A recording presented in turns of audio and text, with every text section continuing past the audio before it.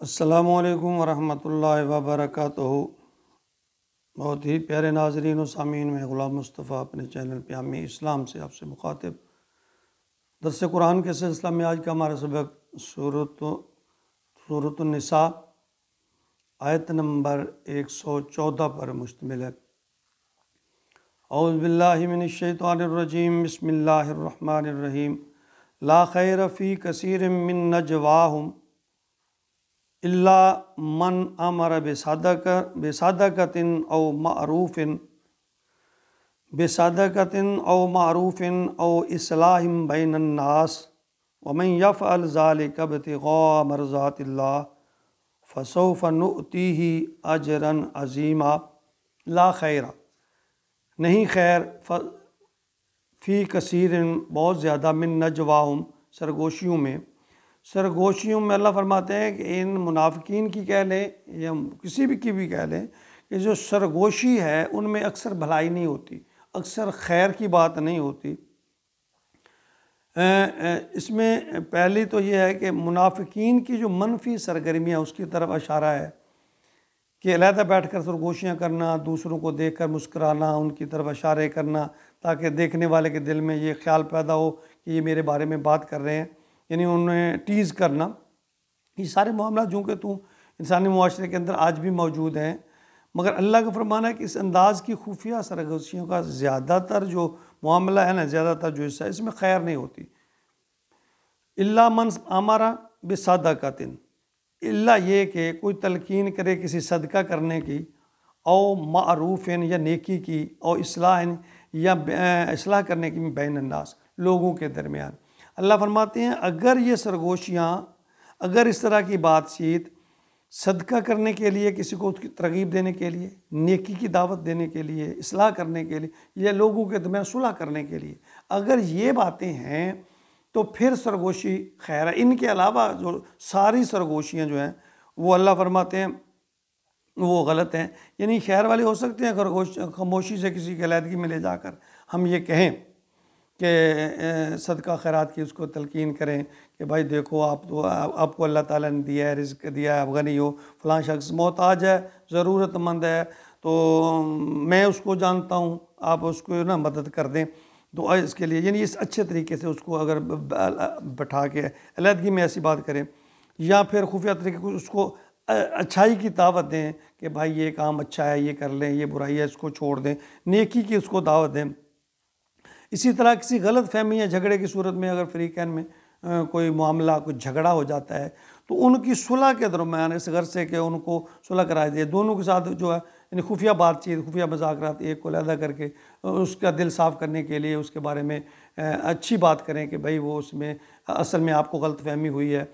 یہ بات ایسے نہیں ہے، ایسے تھی، اس کو دوسرے اس کی غلط فہمی دور کر کے، یعنی یہ بھی علیحدہ ایک ہے نا، دو بھائیوں میں جھگڑا ہو گیا، ان کی بات سن کے بہتر انداز میں ان کو سمجھانے کہ ان کے جو اندر غلط فہمی ہیں، جو مغالطہ ہے، اس کو دور کرنے کی کوشش کی جائے، تو یہ بھلائی کی باتیں ہیں، یہ اچھی باتیں ہیں۔ وَمَن يَفْعَلْ ذَلِكَ، اور جو شخص اس طرح کے کام کرے گا، اس طرح کی سرگوشی کرے گا، ذَلِكَ ابْتِغَاءَ مَرْضَاتِ اللَّهِ، اللہ تعالیٰ کی رضا جوئی کے لیے، یعنی اللہ کی رضا کے لیے، مرضات اللہ، اللہ کی رضا کے لیے اگر اس طرح قائم کرے گا، فسوف نؤتی اجرا عظیما، اللہ فرماتے ہیں انہیں بہت بڑا اجر ملے گا۔ حدیث میں ہے کہ اگر آدمی دو مومن بھائیوں کے، مسلمانوں کے درمیان صلح کرواتا ہے تو اس کا یہ عمل جو ہے نفلی روزے رکھنے والے، نفلی ذکر کرنے والے، یا نفلی نمازیں پڑھنے والے، نفلی صدقات کرنے والے سے افضل ہے، کہ اس سے بھی افضل ہے اس کا یہ جو عمل ہے۔ صحیح بخاری اور صحیح مسلم میں، اور بلکہ جامع ترمذی میں بھی ایک حدیث ہے، فرمایا کہ وہ شخص اگر اس معاملے میں جس طرح میں نے کہا نا، وہ سرگوشی کرے، بتائے اور غلط فہمی دور کرنے کی کوشش کرے، تو صلح کے حوالے سے ایک بہت بڑی بات اللہ کی طرف سے اللہ کے نبی نے فرمائی۔ آپ نے فرمایا کہ جو شخص کسی دو شخصوں کے درمیان صلح کرانے کے لیے تھوڑا بہت اگر جو جھوٹی بات کر لیتا ہے، لوگوں کے درمیان صلح، یعنی اس کی نیت ٹھیک ہو اور وہ اس کی غلط فہمیاں دور کرنے کے لیے اچھی بات کو پھیلاتا ہے، ہلکا پھلکا اگر اس میں جھوٹ بھی بول لیتا ہے تو وہ قابل گرفت نہیں ہے، یعنی اس پہ اللہ تعالیٰ گرفت نہیں فرمائیں گے۔ غلط فہمی کو، کسی بھائی کی غلط فہمی کو دور کرنے کے لیے تھوڑا بہت جھوٹ بولے، نہیں بھی وہ ایسا نہیں ہے، تیرا بھائی ایسا نہیں ہے، آپ کو غلط فہمی ہوئی ہے یا آپ نے غلط سمجھا ہے، یا اس کا دل بڑا صاف ہے آپ کے لیے، تو تھوڑے بہت اس میں مبالغہ رہی ہے، تھوڑا بہت اگر جھوٹ اس میں ہو جائے تو اللہ فرماتے ہیں اس پہ گرفت نہیں ہوگی۔ اللہ کے نبی نے فرمایا، یہ حدیث صحیح، یعنی مسلم میں، بخاری میں اور ترمذی میں بھی اور حدیثوں میں بھی ہو، اللہ کے نبی نے فرمایا کہ اگر کوئی آدمی کسی دو مسلمانوں، اور یہ عمل انتہائی پسندیدہ نبی پاک صلی اللہ علیہ وسلم نے قرار دیا، آپ نے فرمایا کہ اس عمل سے آدمی جو رات بھر روزہ رکھنے والے ہیں، رات بھر نفل پڑھنے والے ہیں، دن بھر روزہ رکھنے والے ہیں، صدقات کرنے والے ہیں، ان کے ثواب تک آدمی پہنچ جاتا ہے کسی دو آدمی کے درمیان صلح کرانے کے لیے۔ تو ہمارے معاشرے میں ایک غلط ریت بھی ہے کہ ہم جلتی پر تیل ڈالتے ہیں، صلح کروانے والے لوگ بہت کم ہیں اور اس کو ہوا دینے والے بہت زیادہ ہیں۔ یہ انتہائی بری حرکت ہے کہ دو بھائیوں کے درمیان اگر جھگڑا ہے کہ ان پر اور تیل ڈالیں،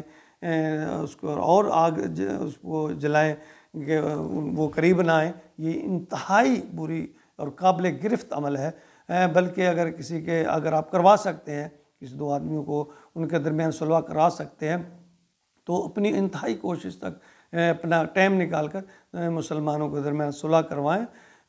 یعنی یہ حدیث اس کا مفہوم کہ